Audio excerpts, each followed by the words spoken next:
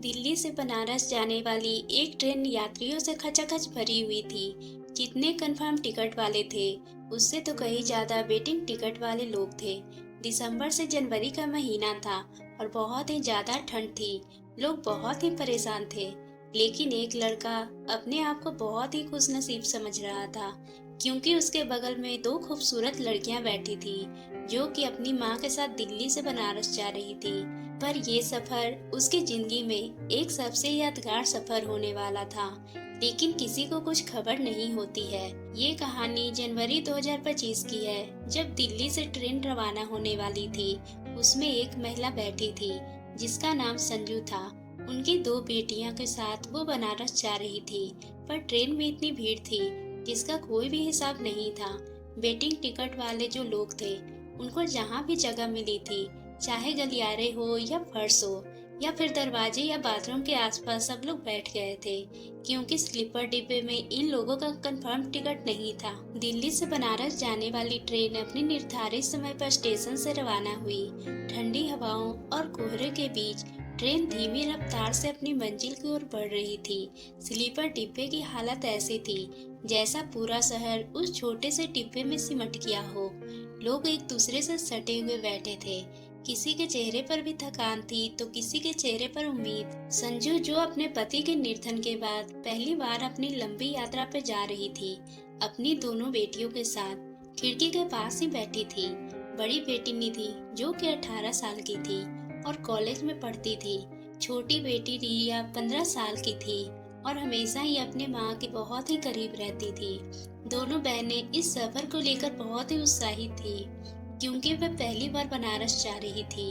वहाँ उनका ननिहाल था। संजू के बगल में बैठा एक 20-22 साल का लड़का, जिसका नाम अभय था, मन ही मन बहुत ही खुश था। अभय एक साधारण परिवार से था और दिल्ली में एक प्राइवेट कंपनी में काम करता था। वह अपने छोटे भाई की शादी में शामिल होने बनारस जा रहा था। ट्रेन में इतनी ज्यादा भीड़ होने के बावजूद उसकी किस्मत एक ऐसी जगह दिलाती थी, जहां वो दो खूबसूरत लड़कियों के बीच में बैठा था। अभय ने अपनी मुस्कान छुपाने की कोशिश करते हुए पूछा, आप लोग बनारस जा रहे हैं क्या? निधि ने मुस्कुराते हुए कहा, हाँ, और आप? मैं भी, शादी है मेरे घर में, अभय ने जवाब दिया। बातों का सिलसिला शुरू हो गया और अभय का हंसमुख स्वभाव निधि और रिया को अच्छा लगा था। तीनों ने ट्रेन की भीड़ और ठंड को भूलकर बातचीत में समय बिताया। रात के करीब 11 बजे जब ज्यादातर लोग सोने लगे थे, तब डिब्बे में एक अजनबी व्यक्ति दाखिल हुआ। वह लंबा, दुबला, पतला और अजीब कपड़े पहने हुए था।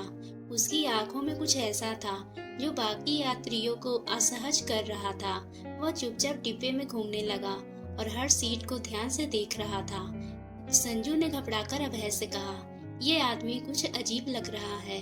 अभय ने उसे आश्वासन दिया और बोला, आप चिंता मत कीजिए, मैं यहाँ हूँ। जैसे जैसे रात बढ़ी, ठंड और भी गहरी हो गई।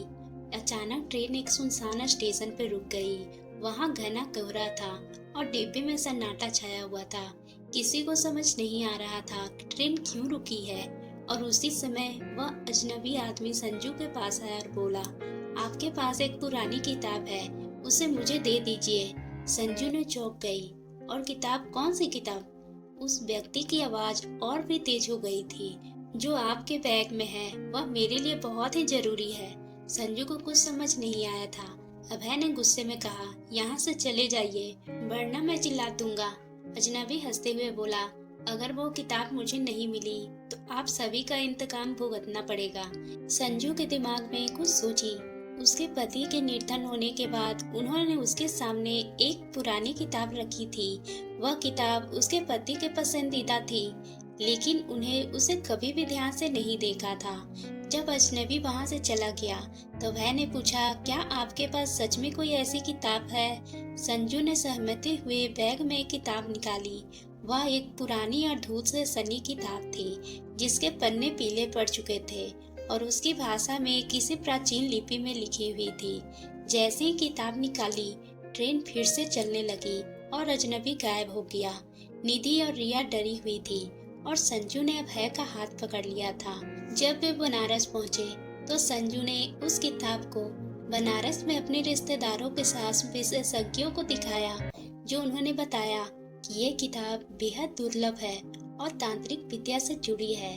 विशेषज्ञों ने ये आग्रह किया कि इस किताब को अपने पास रखना खतरे से खाली नहीं है। ये किताब दूसरी विद्या से जुड़ी है। इसे अपने पास रखना आपके परिवार के लिए खतरनाक हो सकता है। इसे किसी सुरक्षित जगह पर सौंप देना चाहिए। संजू को इस बात को सुनकर चिंता हो गई थी। उन्होंने ये तय किया कि वह इसे अपने किसी भरोसेमंद रिश्तेदार के साथ उनके माध्यम से संग्रहालय को सौंप देगी। अभय, जो कि अब इस परिवार का हिस्सा बन चुका था, उसकी हर संभव मदद कर रहा था और उसने कहा था कि आंटी जी, आप चिंता मत करें, मैं इस किताब को सुरक्षित तरीके से सौंपने में आपकी मदद करूंगा। संजू का अभय पे अब पूरा भरोसा हो गया था और निधि और रिया भी अभय को अपना रक्षक मानने लगी थी। लेकिन कहानी यहीं खत्म नहीं हुई थी। किताब को जो लेने अजनबी ट्रेन में आया था, वह बनारस तक उनका पीछा कर रहा था। एक दिन जब अभय किताब को संग्रहालय में जमा करने जा रहा था, उसने देखा कि वो अजनबी उसका पीछा कर रहा था। अभय ने झट से रिया को फोन किया और कहा, मैं किताब को सुरक्षित जगह पहुंचाने जा रहा हूँ, मगर कुछ गलत हो तो पुलिस को तुरंत खबर दे देना। उस रात अभय एक सुनसान रास्ते से गुजर रहा था। अभय पर उस पे हमला किया गया था। अजनबी ने गुस्से से कहा, किताब मुझे दे दो, वरना तुम्हारी जान नहीं बचेगी। अभय ने साहस दिखाते हुए कहा, ये किताब अब तुम्हारे हाथ नहीं लगेगी, ये हमारे देश की धरोहर है। दोनों के बीच लड़ाई शुरू हो गई थी। अभय को चोटें भी आई थी, लेकिन उसने हार नहीं मानी थी। तभी पुलिस वहां पहुंच गई थी। उसे रिया से पहले ही सूचना दे दी थी और पुलिस ने भी अजनबी को पकड़ लिया था। किताब को संग्रहालय में सुरक्षित जमा करवा दिया गया था और विशेषज्ञों ने बताया था कि ये किताब वास्तव में कई रहस्यों से भरी थी और इसका गलत हाथों में जाना इसका खतरा बन सकता था। इस घटना के बाद अभय और निधि के बीच और भी रिश्ता गहरा हो गया था।